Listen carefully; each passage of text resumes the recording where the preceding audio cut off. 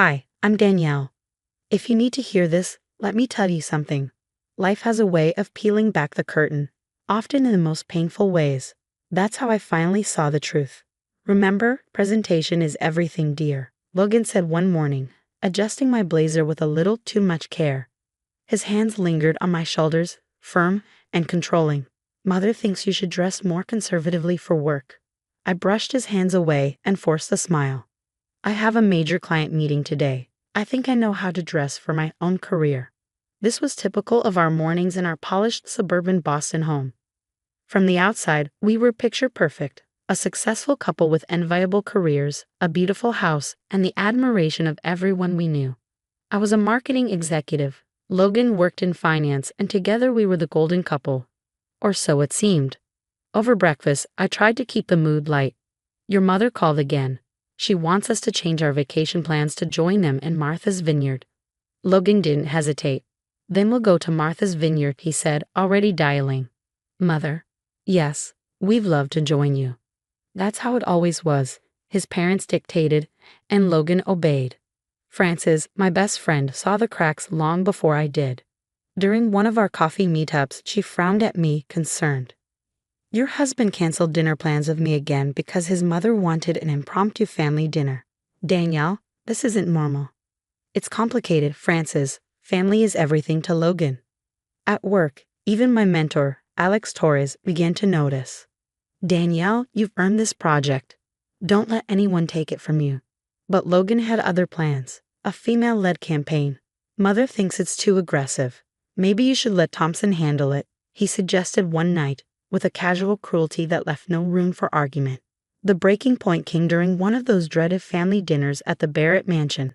I was stuck in a critical meeting with our biggest client when the text started. Where are you? Mother is waiting. You're embarrassing me. You better have a good excuse. Each buzz made my hands shake. Finally, Logan's last message came. You have 5 minutes to get here, or there will be consequences. When I arrived, the room was a frozen tableau of judgment. Richard Barrett sat at the head of the table, his fingers drumming a steady rhythm. Alina's lips were a tight, disapproving line. Emma, Logan's sister, stared at her plate, avoiding my gaze. 45 minutes, Logan said, his voice sharp and unforgiving. You kept my family waiting for 45 minutes. I'm so sorry, I began, still catching my breath. I was in a crucial. Enough. Logan's hand slammed against the table, making the crystal glasses rattle. On your knees. I blinked, unsure if I'd heard correctly. What? On your knees, he repeated, his voice icy. Apologize properly to my parents. Logan, please not here, I whispered, mortified. His grip on my arm was sudden and bruising. Do it, he hissed. The cold marble floor bit into my knees as I lowered myself. His hand pressed firmly on my shoulder, forcing me to bow.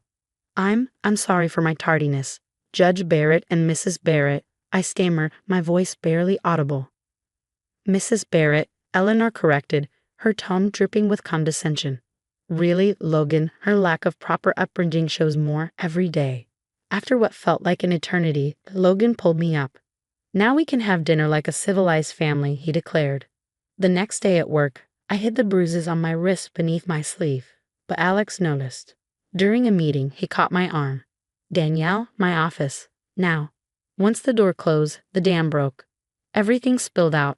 The constant control, the daily calls to his parents, the growing physical intimidation.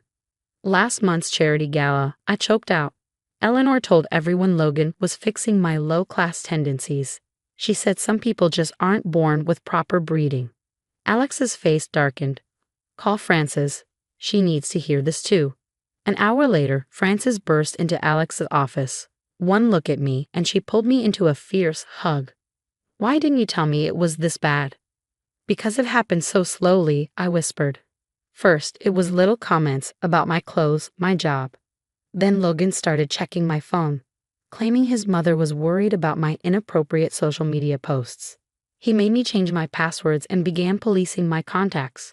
My friends, my independence, my entire life slowly eroded. Frances had noticed the changes long before I admitted them. He's constantly correcting you at dinner parties, she said, her voice tight with anger. Richard keeps reminding everyone how his judicial connections can make or break careers. It got worse. Last week, Logan threw out my mother's old recipe book, calling it low class after Eleanor decreed it wasn't Barrett family standard. Alex noticed the bruises first. How long? He asked quietly one morning in his office. 3 months, I admitted. It started when I refused to quit my job. Eleanor said working wives are unseemly. Logan said I was destroying his family's reputation. Francis gripped my hand tightly. Has he hit you? No, I whispered. Just grabs, pushes. He says it's for my own good. That I need to learn. I wiped my eyes, the memory of the Barrett family dinner cutting like a blade. Yesterday, when he forced me to kneel, Emma looked horrified. Later, she told me, this is what they do. They break people who don't fit their mold. You're not going back there, Francis declared. But Logan. Will what? Alex's voice was steel. Use his father's connections. Let him try. I've got a few of my own. I stared at my hands, remembering how they trembled under Logan's grip. I don't even recognize myself anymore. They're erasing everything I am. Then it's time, Francis said firmly, to show them exactly who Danielle Williams is. The weeks that followed were a careful dance of planning, documentation, and discovery. Francis helped me set up hidden cameras in the house. Alex connected me with a discreet security expert who found tracking software on my phone, disguised as a family safety app.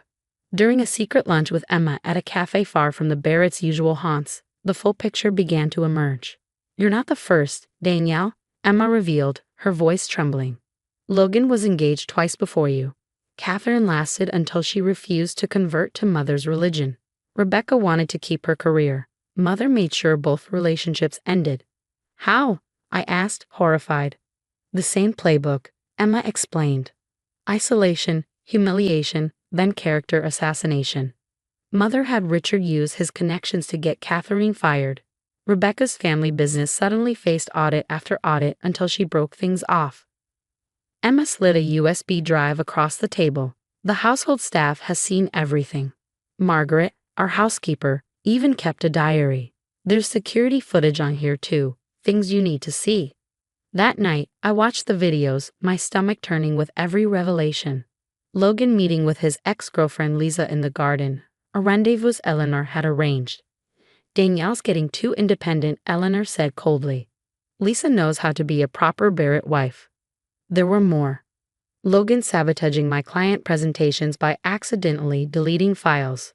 Richard making calls to competing firms, warning them against hiring me. Eleanor spreading rumors about my mental instability at charity events. Alex guided me in building a wall of evidence they couldn't destroy. Document everything, he said. Every threatening text, every voicemail. Save it all. The household staff became invaluable allies. Margaret confessed, Mrs. Eleanor tried to make me spy on you, but I've seen this before. My sister didn't survive her abusive marriage. I began quietly moving money into a secret account using Francis' address for the paperwork. Alex laid the groundwork for my professional escape, connecting me with contacts in New York. Your performance reviews, project successes, client testimonials, all backed up, he assured me. They can't erase your achievements. Emma helped me map out Logan's behavior. He always gets more aggressive before big family events, she warned. And Mother's surprise visits, those are reconnaissance missions. Almost ready, Francis said one evening, reviewing our growing arsenal of evidence. Just remember, act normal. Let them think they're winning. So I played my part. I smiled at Eleanor's barbed comments. I accepted Logan's corrections. I attended every Barrett family function, all while the silent storm of truth gathered strength. Then Emma handed me the final piece, old family videos. They showed Eleanor systematically breaking her own mother-in-law years ago, using the same tactics. Be careful, Emma warned. They're starting to suspect something. Mother mentioned having Richard's friends at the DA's office look into your past. I squeezed her hand. Everything's in place. Soon we'll both be free. That night, as I watched Logan sleep, I felt no remorse. The woman they tried to break was gone. In her place stood someone stronger, someone ready to strike back. The annual Barrett family retreat was mandatory, darling, Logan announced one morning. 3 days of family bonding at the lake house. Of course, I said with a practiced smile. hiding the thrill of knowing these would be his last words to me. The moment his car disappeared, our plan launched into action. Emma arrived with a moving truck while Francis coordinated with the security team we'd hired. The New York apartment is ready, Francis confirmed, helping me pack essentials. Alex's team expecting you by Monday. My life was extracted from the Barrett mansion in a matter of hours. I left behind only a single envelope on Logan's desk, divorce papers and a flash drive containing some of the evidence. The storm broke exactly as planned. Eleanor's frantic calls came first, followed by Richard's threats, but they had no idea what was about to hit them. Lisa, Logan's ex, was the first domino to fall. Eleanor's manipulations had finally pushed her over the edge. She went public with everything: the arranged meetings, the plots to sabotage their relationship, the years of Barrett family interference. "I can't believe they're still doing this," Lisa told the social columnist at their Precious Country Club newsletter. "They destroyed my life, just like they tried to destroy Danielle's." Richard's attempt to silence me backfired spectacularly. When he tried using his judicial connections to threaten my new position, our evidence of his abuse of power went public. Former clerks and employees came forward, each with their own Barrett horror story. Logan's company received an anonymous package detailing his pattern of domestic control and harassment. Already embroiled in a gender discrimination lawsuit, the board couldn't distance themselves fast enough. "We do not tolerate any form of harassment or abuse," the company announced as Logan cleared out his office, his reputation in tatters. 1 year later, I stood in my New York penthouse, celebrating the launch of my latest successful campaign with the people who had helped me escape. To Danielle Williams, Alex said, raising his glass, our new global marketing director. Emma, finally free and thriving in Seattle's tech scene, joined virtually. "You should see Mother's face every time another social invitation gets lost in the mail," she laughed. Then came the call I'd been expecting: Logan. Now living with his disgraced parents, he had lost everything. His voice was raw, almost desperate. "Please, Danielle. I understand now. Mother and father, they controlled everything. I'm in therapy. I've changed. Just give me another chance." I let his words wash over me, the memory of that night at the Barrett dinner table flashing in my mind, his hand forcing me to kneel, his voice echoing with his parents' disdain. "No, Logan. You had your chance to be better, to stand up to them, to protect me. Instead, you chose to become them." "But I love you," he pleaded. "Goodbye, Logan. Don't contact me again." As I hung up, Francis squeezed my hand. "You okay?" "Never better," I said, smiling. "Some people think revenge is about making others suffer, but I've learned the truth. The best revenge is living well, succeeding, and ensuring those who hurt you can never harm anyone else again." "To living well," Alex said, raising his glass. "To freedom," Emma added from the screen. "And to justice," Francis concluded. "The story has come to an end, but now I have a question for you. What would you have done in my shoes that night when Logan demanded I kneel and apologize to his parents? Would you have refused and faced the consequences immediately, or would you have played along until you could plan a safe escape like I did?" There's no easy answer when you're trapped in an abusive relationship.